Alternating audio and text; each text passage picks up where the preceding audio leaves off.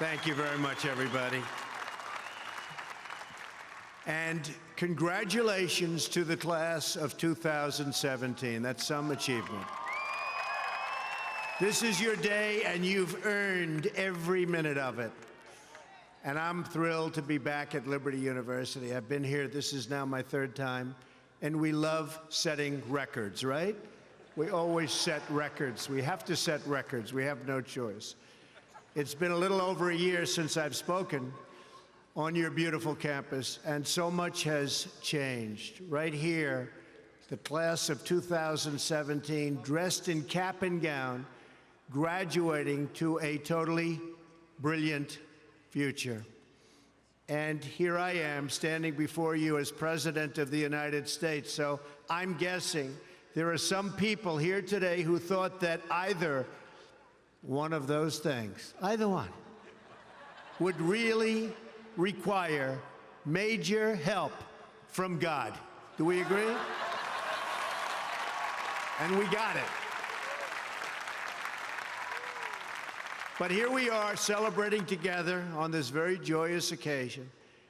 And there's no place in the world I'd rather be to give my first commencement address as president than here with my wonderful friends at Liberty University. And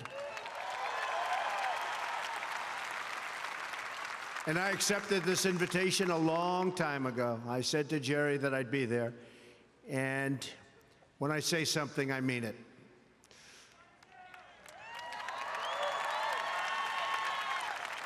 I want to thank President Jerry Falwell and his incredible wife, Becky. Stand up, Becky. For their kind words, their steadfast support, and their really wonderful friendship. Let me also extend our appreciation to the entire Falwell family, Trey, Sarah, Wesley, Laura, and Caroline. Thank you for everything you do to make this university so exceptional, one of the truly great schools. Most importantly, to our new graduates, each of you should take immense pride in what you have achieved. There's another group of amazing people we want to celebrate today, and they are the ones who have made this journey possible for you.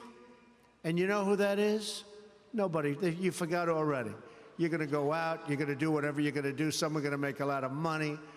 Some are going to be even happier doing other things. They're your parents and your grandparents. Don't forget them. You haven't forgotten yet, have you? Never, ever forget them. They're great. And especially this weekend, let's make sure we give a really extra special thanks to the moms. Don't forget our moms, because graduates, today is your day. Today is your day. But in all of this excitement, don't forget that tomorrow is Mother's Day, right? I had a great mother. She's looking down now, but I had a great mother. I always loved Mother's Day. We're also deeply honored to be joined by some of the nearly 6,000 service members, military veterans, and military spouses who are receiving their diplomas today. Would you please stand? Please stand. Wow.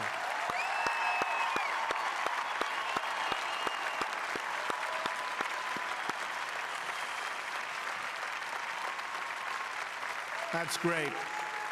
Thank you very much. Great job. We're profoundly grateful to every single one of you who sacrificed to keep us safe and to protect God's precious gift of freedom. It is truly a testament to this university and to the values that you embrace that your graduating class includes so many patriots who have served our country in uniform. Thank you very much. To the class of 2017, today you end one chapter, but you are about to begin the greatest adventure of your life. Just think for a moment of how blessed you are to be here today at this great university, living in this amazing country, surrounded by people who you love and care about so much. Then ask yourself, with all of those blessings and all of the blessings that you've been given, what will you give back to this country and indeed to the world? What imprint will you leave in the sands of history?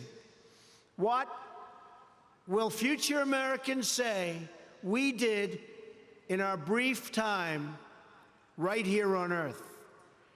Did we take risks? Did we dare to defy expectations? Did we challenge accepted wisdom and take on established systems? I think I did, but we all did, and we're all doing it. Or did we just go along with convention, swim downstream so easily with the current, and just give in because it was the easy way, it was the traditional way, or it was the accepted way? Remember this: nothing worth doing ever, ever, ever came easy. Following your convictions means you must be willing to face criticism from those who lack the same courage to do what is right, and they know what is right, but they don't have the courage or the guts or the stamina to take it and to do it. It's called the road less traveled. I know that each of you will be a warrior for the truth, will be a warrior for our country and for your family. I know that each of you will do what is right, not what is the easy way, and that you will be true to yourself and your country and your beliefs. In my short time in Washington, I've seen firsthand how the system is broken. A small group of failed voices who think they know everything and understand everyone want to tell everybody else how to live and what to do and how to think. But you aren't going to let other people tell you what you believe, especially when you know that you're right.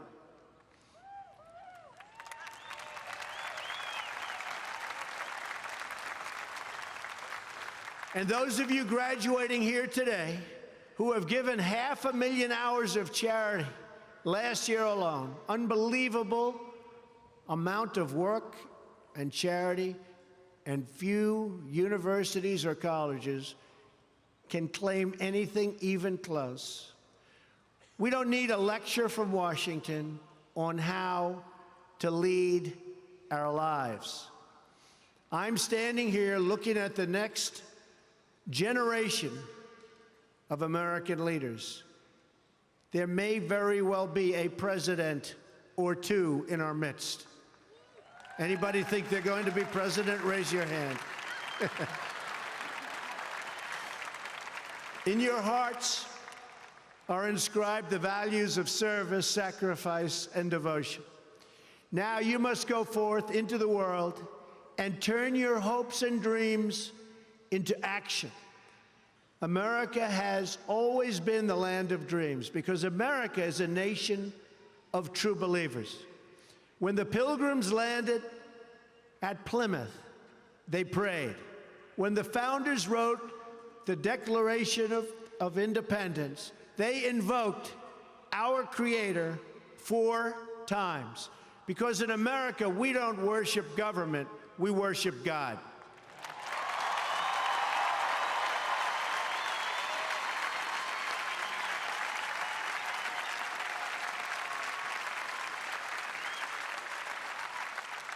That is why our elected officials put their hands on the Bible and say, "So help me God," as they take the oath of office.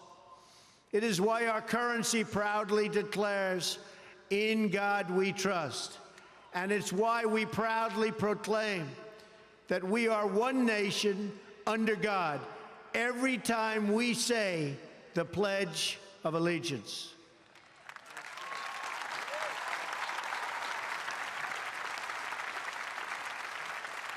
The story of America is the story of an adventure that began with deep faith big dreams and humble beginnings. That is also the story of Liberty University. When I think about the visionary founder of this great institution, Reverend Jerry Falwell Sr., I can only imagine how excited he would be if he could see all of this and all of you today, and how proud he would be of his son and of his family. In just 2 days, we will mark the 10th anniversary of Reverend Falwell's passing. And I used to love watching him on television, hearing him preach. He was a very special man. He would be so proud, not just at what you've achieved, but of the young men and women of character that you've all become. And Jerry, I know your dad is looking down on you right now, and he is proud. He is very proud. So congratulations on a great job, Jerry. Reverend Falwell's life is a testament to the power of faith to change the world. The inspiring legacy that we see all around us in this great stadium. This is a beautiful stadium, and it is packed. I'm so happy about that. I said, how are you going to fill up a place like that? It is packed, Jerry. In this beautiful campus and in your smiling faces, but it all began with a vision. That vision was of a world-class university for evangelical Christians. And I want to thank you because, boy, did you come out and vote, those of you that are old enough. In other words, your parents. Boy, oh boy, you voted. You voted. No doubt many people told him his vision wasn't possible. And I am sure they continued to say that so long after he started, at the beginning with just 154 students. But the fact is, no one has ever achieved anything significant without a chorus of critics standing on the sidelines explaining why it can't be done. Nothing is easier or more pathetic than being a critic, because they're people that can't get the job done. But the future belongs to the dreamers, not to the critics. The future belongs to the people who follow their heart no matter what the critics say, because they truly believe in their vision. At Liberty, your leaders knew from the very beginning that a strong athletic program would help this campus grow so that this school might transform more lives. That is why a crucial part of Reverend Falwell's vision for making Liberty a world-class institution was having a world-class football team, much like the great teams of Notre Dame. Great school, great place. In fact, Vice President Mike Pence is there today, doing a fabulous job, as he always does.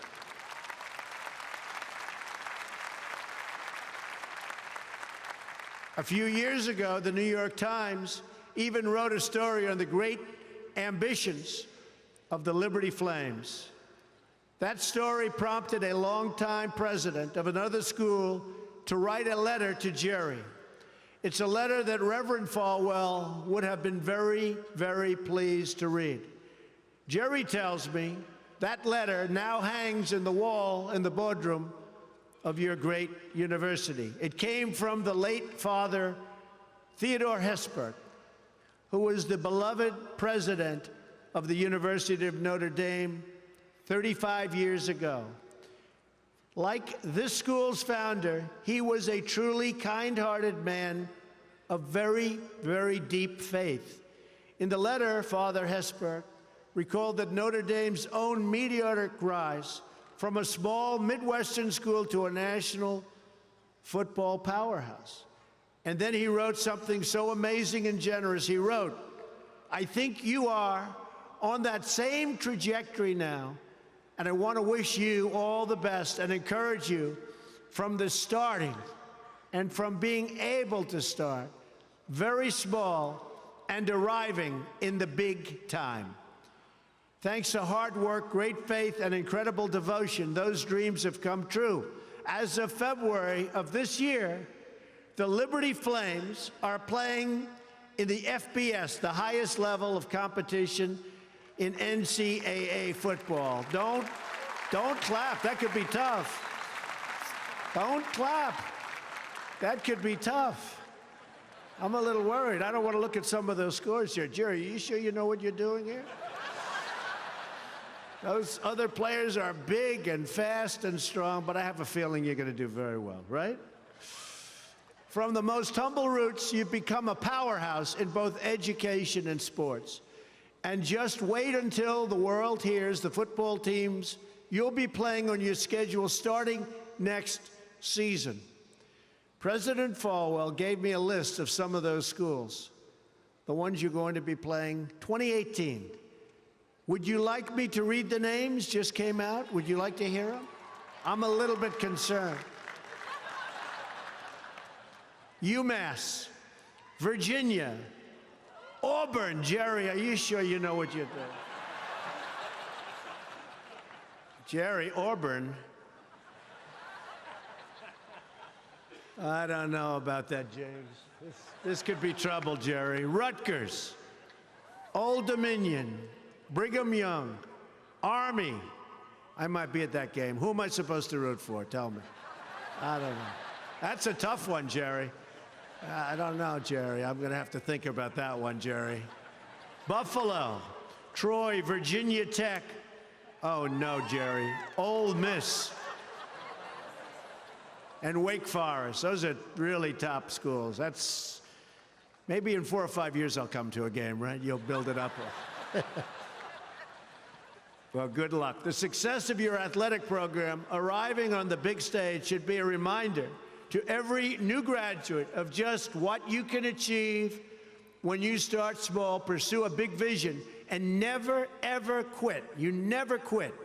If I give you one message to hold in your hearts today, it's this: never, ever give up. There'll be times in your life you'll want to quit, you'll want to go home. You'll want to go home perhaps to that wonderful mother that's sitting back there watching you and say, Mom, I can't do it. I can't do it. Just never quit. Go back home and tell Mom, Dad, I can do it. I can do it. I will do it. You're going to be successful. I've seen so many brilliant people. They gave up in life. They were totally brilliant. They were top of their class. They were the best students. They were the best of everything. They gave up. I've seen others who really didn't have that talent or that ability, and they're among the most successful people today in the world because they never quit and they never gave up. So just remember that. Never stop fighting for what you believe in and for the people who care about you. Carry yourself with dignity and pride. Demand the best from yourself, and be totally unafraid to challenge entrenched interests and failed power structures. Does that sound familiar, by the way? The more people tell you it's not possible, that it can't be done, the more you should be absolutely determined to prove them wrong. Treat the word impossible as nothing more than motivation. Relish the opportunity to be an outsider. Embrace that label. Being an outsider is fine. Embrace the label, because it's the outsiders who change the world and who make a real and lasting difference. The more that a broken system tells you that you're wrong, the more certain you should be that you must keep pushing ahead. You must keep pushing forward. And always have the courage to be yourself. Most importantly, you have to do what you love. You have to do what you love. I've seen so many people, they're forced through lots of reasons, sometimes including family, to go down a path that they don't want to go down, to go down a path that leads them to something that they don't love, that they don't enjoy. You have to do what you love, or you most likely won't be very successful at it. So do what you love. I want to recognize a friend who is here with us today, who can serve as an inspiration to us all. Someone who doesn't know the meaning of the word quit. Real champion. A true champion. Both on the field, off the field. He's a Hall of Fame quarterback for the Buffalo Bills. Really a good friend of mine, an amazing guy. Jim Kelly. Where's Jim? He's here someplace. Where's Jim? Stand up, Jim. What a great man. Jim Kelly. He was tough.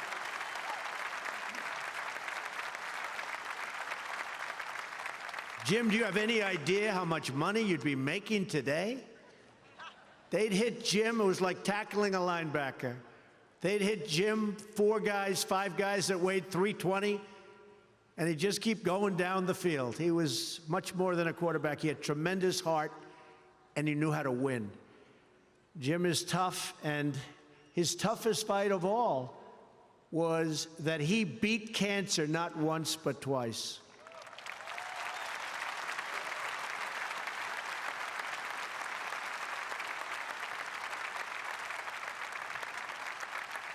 And I saw him and his incredible wife as they were in a very low moment.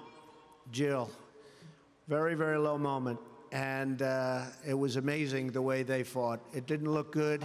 I would have said, maybe it's not going to happen. But there was always that hope because of Jim and Jim's heart. But I want to just say it's great to have you here today, Jim, and these people are big, big fans. And if you could get a young version of Jim Kelly, you'll be beating a lot of teams, Jerry. So, interestingly, though, I said, I wonder what Jim's doing here. His daughter, Erin, crosses the goal line to you and today with you. So, Erin, stand up. Where are you, Erin? Where is Erin? Congratulations, Erin. Congratulations. Graduating from Liberty. Great choice. Thank you. Liberty University is a place where they really have true champions. And you have a simple creed that you live by, to be really champions for Christ. Whether you're called to be a missionary overseas, to shepherd a church, or to be a leader in your community, you are living witness of the gospel message of faith, hope, and love. And I must tell you, I am so proud as your president to have helped you along over the past short period of time. I said I was going to do it, and Jerry, I did it. And a lot of people are very happy with what's taken place, especially last week. We did some very important signings. Right, James? Very important signings. America is better when people put their faith into action. As long as I am your president, no one is ever going to stop you from practicing your faith or from preaching what's in your heart.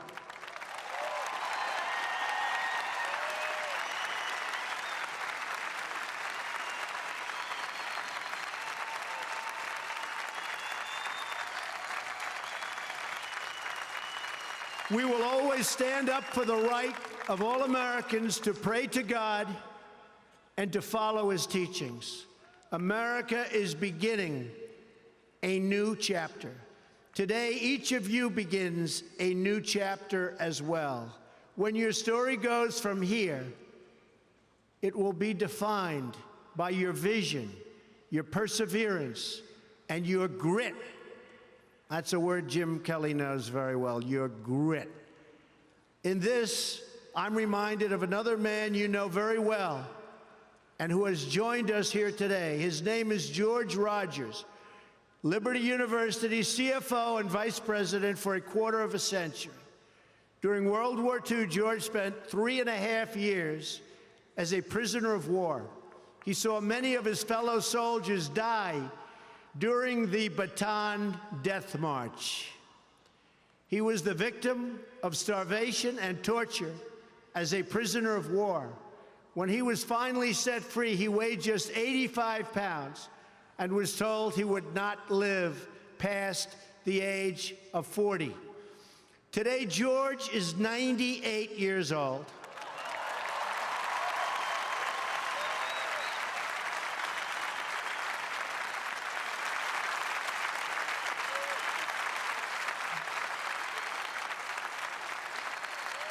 Great.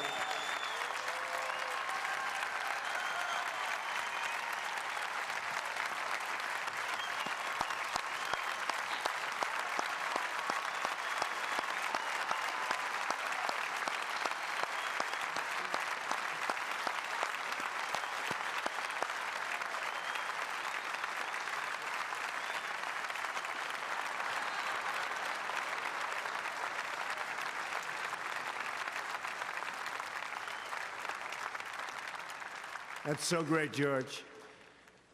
If anyone ever had reason to quit, to give in to the bitterness and anger that we all face at some point, to lose hope in God's vision for his life, it was indeed George Rogers. But that's not what he did. He stood up for his country. He stood up for his community. He stood up for his family, and he defended civilization against a tide of barbarity, the kind of barbarity we're seeing today and we've been witnessing over the last number of years.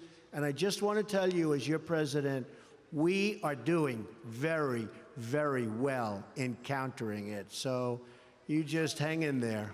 Things are going along very, very well. You'll be hearing a lot about it next week from our generals. Things are going along very, very well. Through it all, he kept his faith in God, even in the darkest depths of despair. Like so many others of his generation, George came home to a nation full of optimism and pride and began to live out the American dream. He started a family. He discovered God's plan for him and pursued that vision with all his might, pouring his passion into a tiny college in a place called Lynchburg, Virginia. Did you ever hear of that? Lynchburg? We love it. Do you like it? We like it, right? I flew over it a little while ago. It's amazing, actually. What started as a dream with a few good friends, he helped shepherd into the largest Christian university in the world. Just look at this amazing, soaring, growing campus, and I've been watching it grow because I've been a friend of Liberty for a long time now, Jerry. It's been a long time. Thanks in great part to George's financial stewardship. Hundreds of thousands of young hearts and souls have been enriched at Liberty and inspired by the Spirit of God. George, we thank you, and we salute you, and you just stay healthy for a long time, George. Thank you.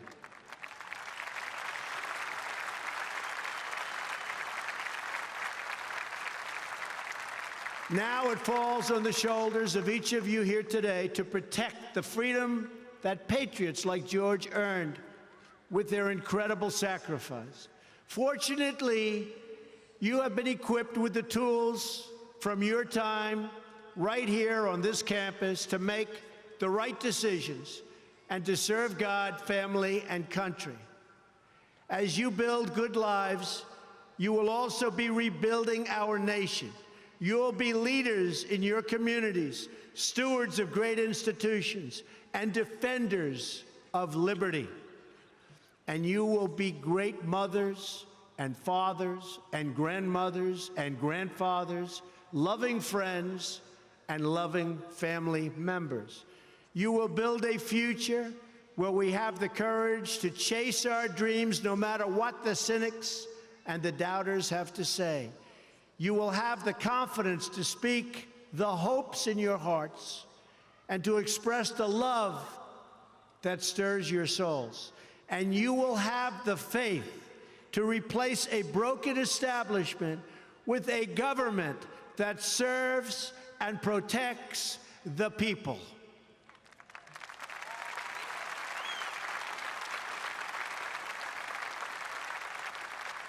We must always remember that we share one home and one glorious destiny. Whether we are brown, black, or white, we all bleed the same red blood of patriots. We all salute the same great American flag. And we are all made by the same Almighty God. As long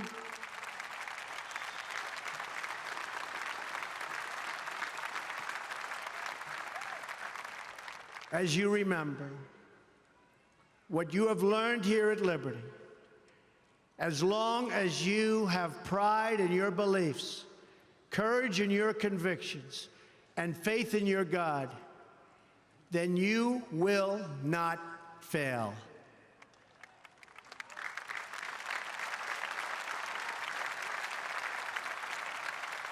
And as long as America remains true to its values, loyal to its citizens, and devoted to its Creator, then our best days are yet to come. I can promise you that.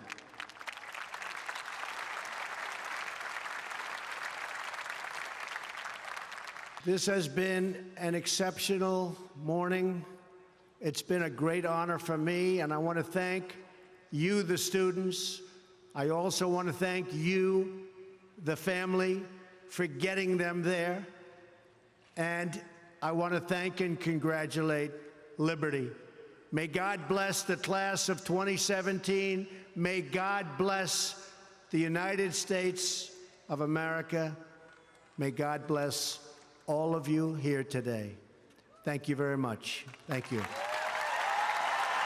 Thank you. Thanks.